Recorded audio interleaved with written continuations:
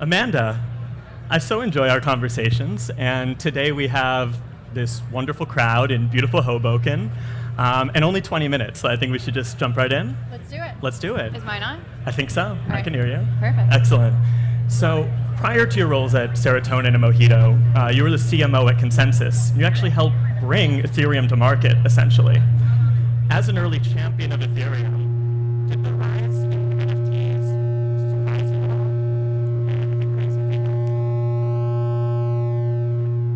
There we go. Better? There it is. Okay. Better? Excellent. All right. I was saying you've been an early champion of Ethereum. So I was curious, were you surprised at all to see NFTs take off the way they did? And how do you feel NFTs are sort of helping bring crypto into the mainstream? Yeah, so I started working on the Ethereum project in 2015 and began as CMO of Consensus in 2016. And for folks that were working on Web3 at the time, getting some feedback again, we were surprised by how long it took for NFTs to take off. This idea that digital property could be ownable and could be scarce is such a compelling idea that incentivizes so many people to start creating that we were surprised that it didn't happen immediately, basically. But a lot of things needed to happen between then and now, like the creation of the ERC 721 token standard and the creation of subsequent standards that made it easier for developers and companies to start building tokens. The introduction of a couple of really massive NFT projects, I think, have introduced it to the mainstream, but we thought this would happen from the beginning. Amazing. It's been really interesting, over the past year and a half, 2 years, to watch, the boom in mainstream attention around NFTs and also in market volume. Some of the use cases people know well, like digital art and digital collectibles, have been responsible for driving that boom. But I still think we're also just only scratching the surface of the potential for the technology. So I'd love to hear from you. What are some of the use cases that excite you the most about the future of NFTs? Yeah, so in general, people tend to think the technology is the use case, but Web3 and NFTs as a part of Web3 are really a substrate. They're like clay to be molded. They're a set of practices or capabilities rather than a defined end point.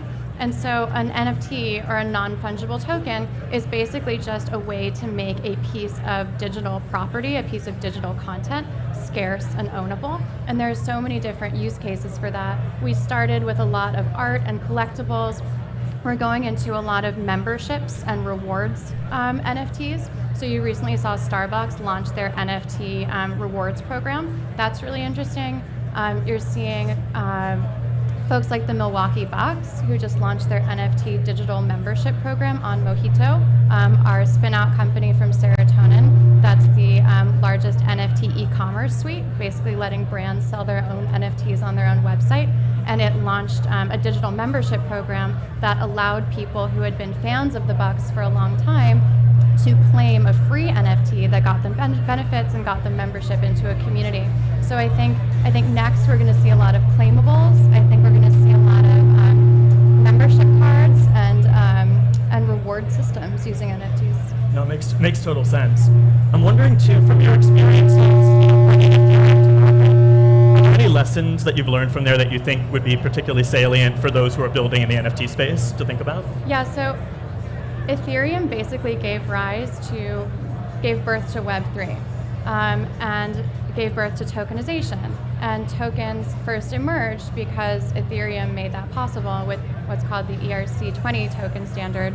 And what happened was there was such a frenzy around tokenization when it first happened that there was a misconception that was briefly kind of true in a bubbly way in the market, but that soon went away, that something that wasn't inherently valuable could be made valuable in the market by putting a token structure around it.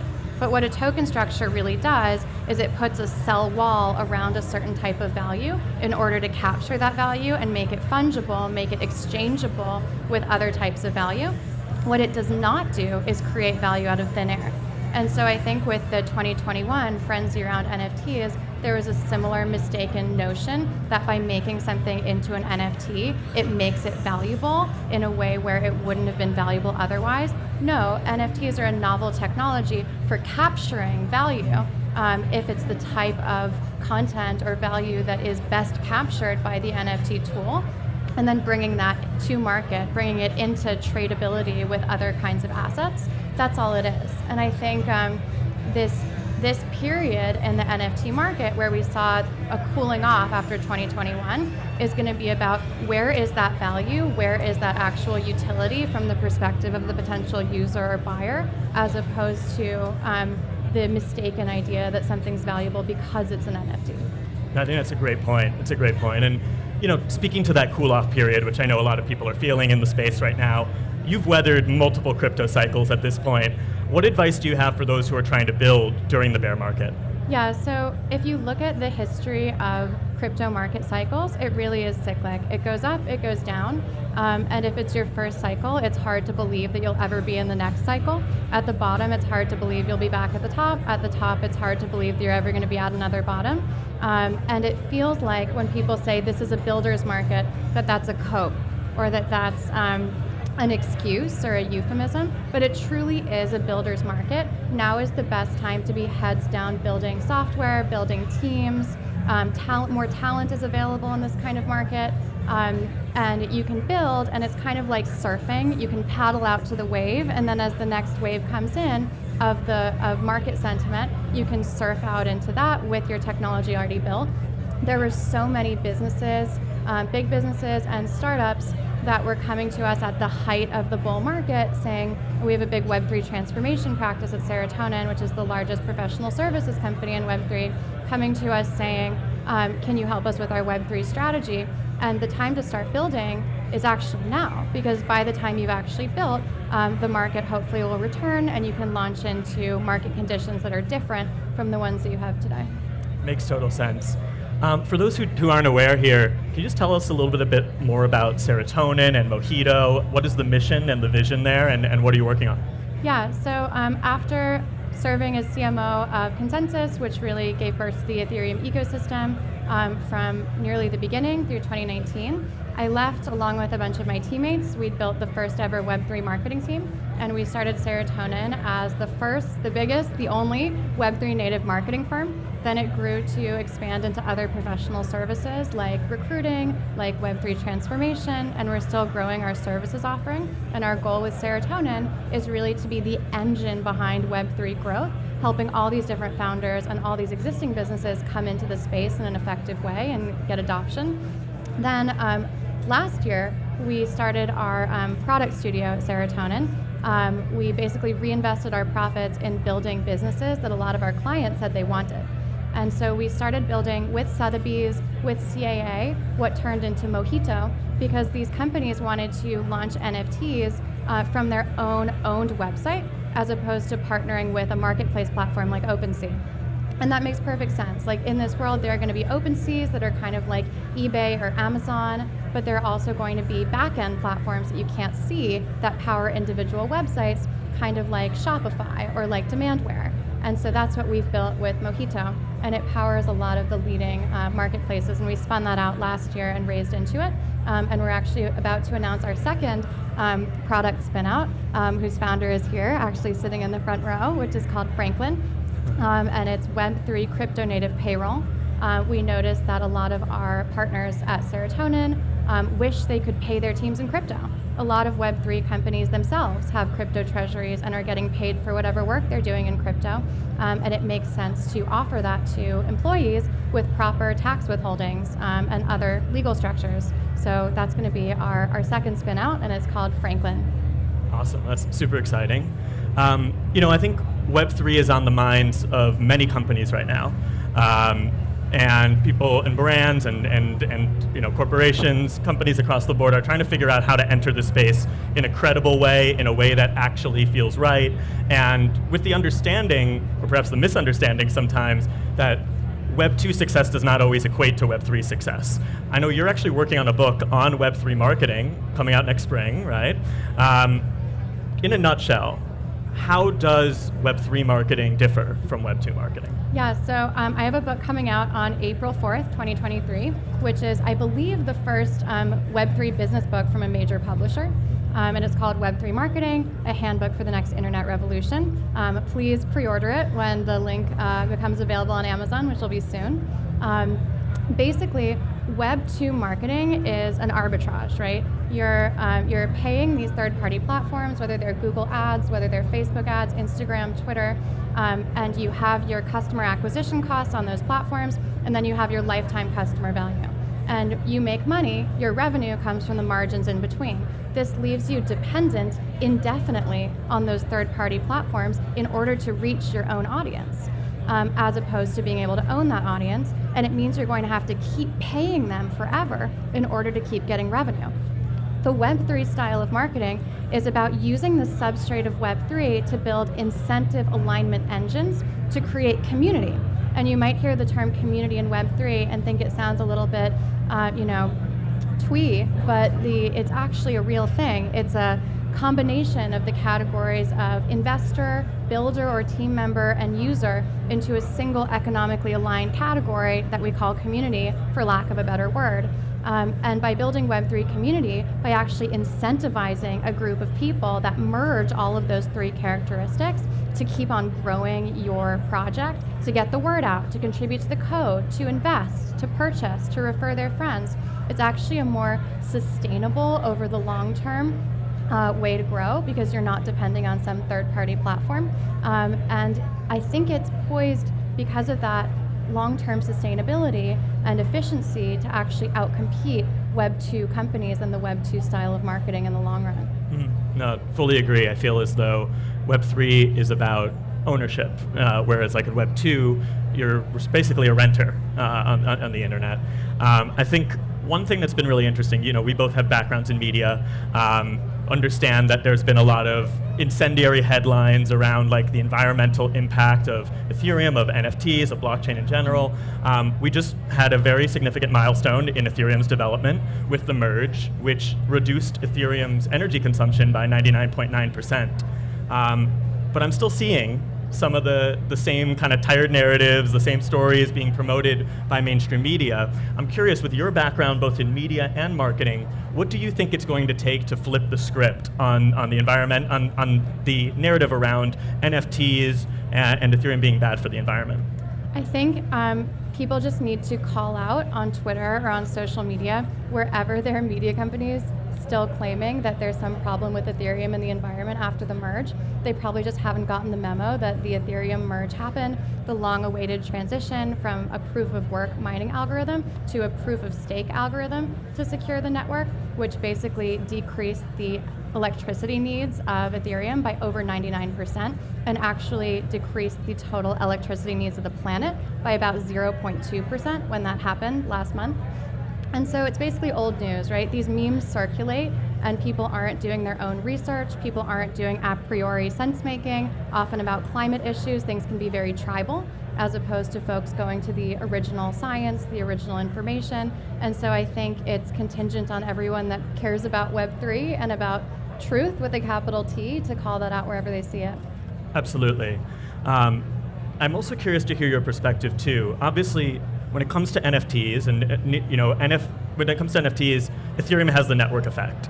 But we have also seen some layer ones like Solana and Tezos becoming kind of like a ground for building NFT communities that's starting to drive more significant sales volume. We've also seen the layer 2 scaling solutions like Polygon. Given that we're now on the other side of the merge, but there's still a way to go in terms of continuing to optimize Ethereum, do you believe the future is multi-chain?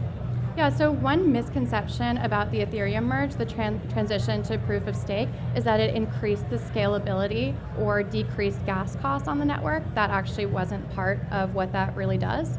And so I think there's a long future for layer 2 scaling solutions on top of Ethereum that are what we call EVM compatible or Ethereum virtual machine compatible, which means that they can interact with the giant pool of users and resources and technology that are on the Ethereum network, which is the largest and most used network.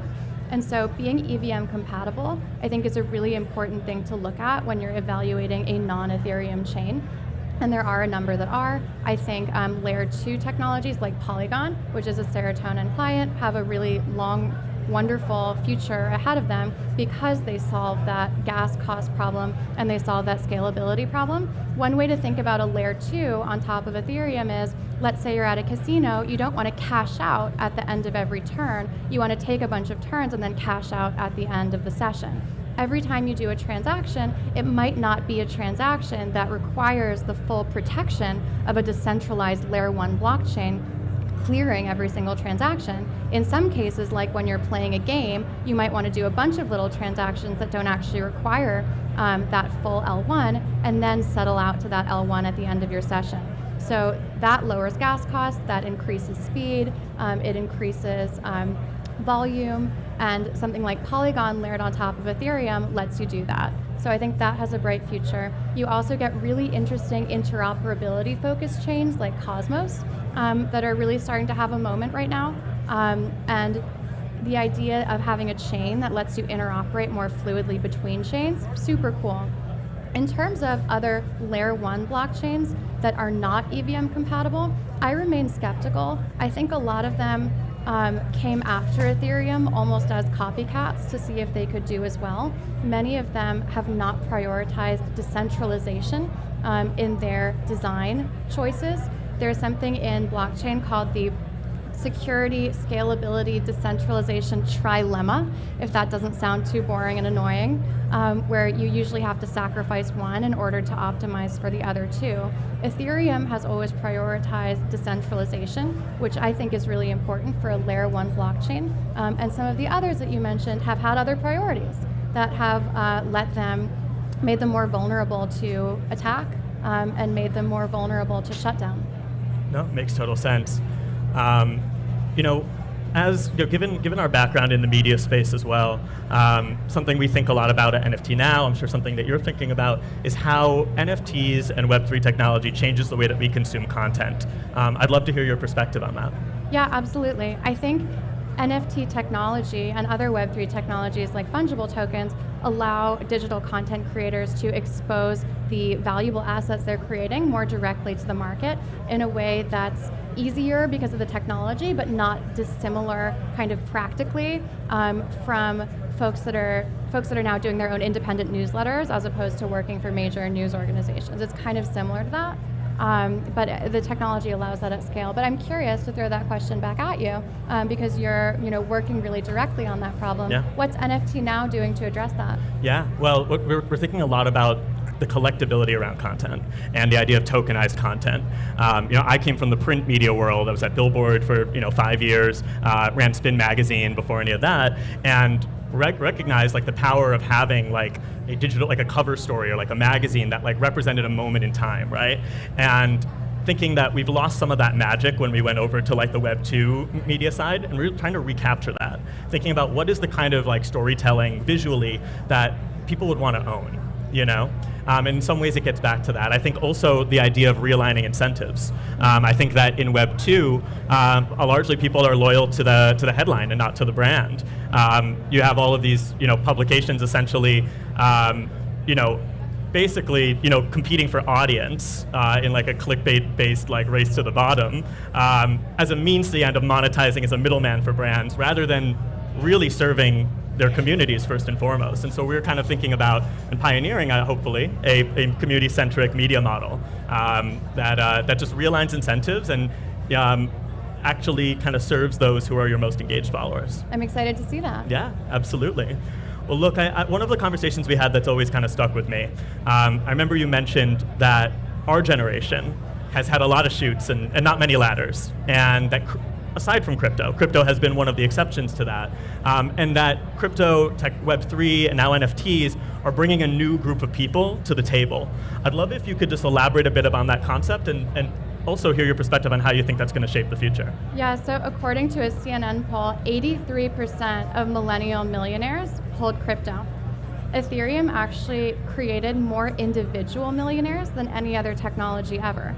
And a lot of those people are millennials. They're young people, they're 20s, 30s, 40s. The millennial generation owns about 5% of wealth in America, compared to the baby boomer generation, when they were the same age, owned 21% of wealth in America. That's a big difference. And I think it's really important that our country and our governing bodies understand that this is a path to prosperity for a lot of younger people, and regulate accordingly. Well, I think we are just about out of time, so everybody give it up for Amanda. Thank you. And Matt.